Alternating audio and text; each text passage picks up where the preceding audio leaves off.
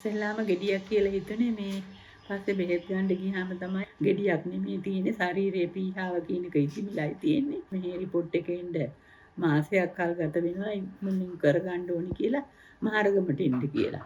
පස්සේ දැන් මට මගේ ලේවලට බලපානවා.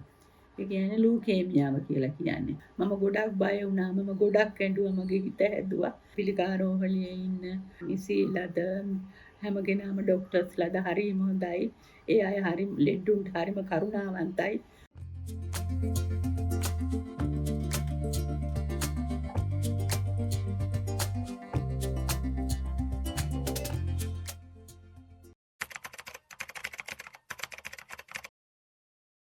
ඉස්සෙල්ලාම ගෙඩියක් කියලා හිතුනේ මේ පස්සේ බෙහෙත් ගන්න ගියාම තමයි මගේ ලේ එහෙම ගම්පහ ඉස්පිරිතාලට මං ඉස්සෙල්ලාම ගියේ.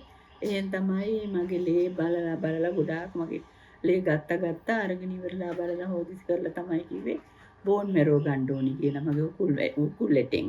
ඊට පස්සේ බෝන් මැරෝ එකක් අරගෙන මෙහෙන් මට දවස් දෙකකට පස්සේ කිව්වා මට මහරගමින් මැඩම් කෙනෙක් එයි.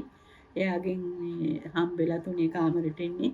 එයා හම්බ වෙලා පොඩ්ඩක් ඔයා විස්තර දැනගන්න කියලා. ඊට පස්සේ කාන්ති මැඩම් හම්බ වුණාම කාන්ති මැඩම් කිව්වා මෙහි රිපෝට් එකේ ඉන්න මාසයක් කල් ගත වෙනවා මුලින් කරගන්න ඕනි කියලා මහරගමට එන්න කියලා. මහරගමින් ඉක්මනින් කරගත්තට පස්සේ කාන්ති මැඩම් කිව්වා ඔයාගේ මේ ගෙඩියක් නෙමෙයි තියෙන්නේ ශරීරයේ පීහාව කියන එක ඉතිමිලයි තියෙන්නේ. ඒකට පිට රටින් බෙහෙත් ගෙන්නන්න ඕනි කියලා ඉවරලා. ඊට පස්සේ කොහොම හරි පිට රටින් බෙහෙත් එක ගෙන්නලා පාරක් තුන් පාරක් බොනකොට මගේ ඉදිමිලා වගේ තිබිච්ච ගතිය නැත්තටම නැති වෙලා ගියා. පස්සේ දැන් මට මගේ ලේවලට බලපානවා. ඒ කියන්නේ ලූකේමියාව කියලා කියන්නේ. මම බෙහෙත් ಜಾති 3කට මාරුණා. මට පළවෙනි බෙහෙත මතක නෑ. දෙවෙනි බෙහෙත මට හොඳටම මම කියන්නේ සුදුම වුණා. මේ ලිරැක් කියලා දැන් බොන්නේ ඉමටිනීප් කියන බෙහෙත් එක.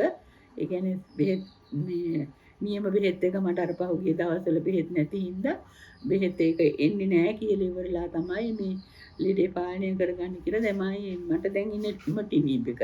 දිගටම මම ඒක තමයි දැන් බොන්නේ. අර දැන් තියෙන්නේ මට ලේවලට බලපාන එක. අර ඉදිමිලා තිබිච්ච එක ඒක දැන් නැහැ. ඉස්සෙල්ලම බෙහෙත් වලට ඒක මට හොඳ වුණා.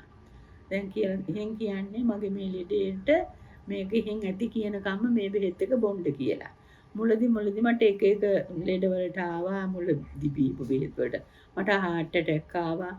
මේ මගේ මේ අත්වල කබර වගේ ආවා. මේ ඩොක්ලා හරි හොඳයි මේ හොඳට සලකනවා බලනවා කාන්ති මැඩම් මට ඉස්සෙල්ලාම හිටියේ. ඊට පස්සේ මට heart attack ආවා. මට නැගිට ගන්න බැරුව ගියා. මගේ ලේ මාරු කරා. එකම එක සැරේයි ලේ මාරු කරේ. පස්සේ කාන්ති මැඩම් කිව්වා ඔයාට ලේ දෙන්න බෑ. ඔයා හොඳට කාලම ඔයාගේ ඇඟට ලේ හදා ගන්න ඕනේ.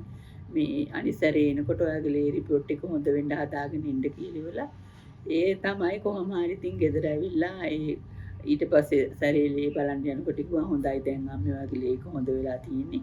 කොහොම දිගටම තියාගෙන ඉන්න දිගටම බෙහෙත් ටික බොන්න කියලා. මේ ඒ බීලා තමයි මේ බෙහෙත් එකට අර අන්තිමට මට අතුරු ආබාධ කියලා මේ heart attack එකක් ආවා. අතේ කබර වගේත් ආවා. ඊට පස්සේ ඒ බෙහෙත් එකෙන් තව බෙහෙත් එකකට මාරු කළා. ඒ මාරු කරපු බෙහෙත් තමයි බිබී ඉන්නකොට ඒක අර බෙහෙත් නැති කාලයක් ආවනේ. ඒ කාලෙදි බෙහෙත් එක එන්නෙම නැති නිසා මට දැන් මේ ඉමටිනීප් කියලා බෙහෙත් එකක් දෙනවා. ඒකෙන් හරිනම් මට කාන්ති මැඩම් කිව්වා පෙති 9ක් බොන්න ඕනලු. ඒ වුණාට අපිට දෙන්නේ දවසකට මිලිග්‍රෑම් 200යි. ඒ කියන්නේ පෙති 2යි දෙන්නේ දැන්. දෙන්න බෙහෙත් නැහැ කියලා ඉවරලා. ඉතින් ඒ දවසකට 2ක් බොනවා ඒවෙන්. ඒ බීලා තමයි ඉතින් ඉන්නේ.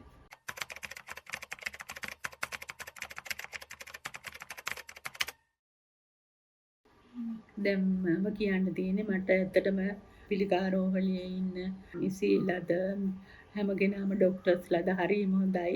ඒ අය හරි ලෙඩුන්ට හරිම කරුණාවන්තයි. මම ගොඩක් බය වුණා. මම ගොඩක් ඇඬුවා. මගේ හිත හැදුවා. ඒ අය මෙහෙමයි යමේ බය වෙන්න එපා.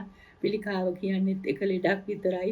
හොඳට බෙහෙත් ටික ප්‍රතිකාරයක් කරගෙන ගියන් පස්සේ ඔයාට සනීප වෙනවා කියලා මගේ බය ඇරියා.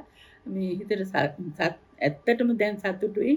මම බෙහෙත් එක බීලා සැනසීමෙන් ඉතින් මේ කියන්නේ බෙහෙත් එක දිනපතා ගෙහින් එපා කියනකම් බොන්න ඕනි කියලා කිව්වා. බෙහෙත් එක බීලා මම ඉතින් ඉන්නවා.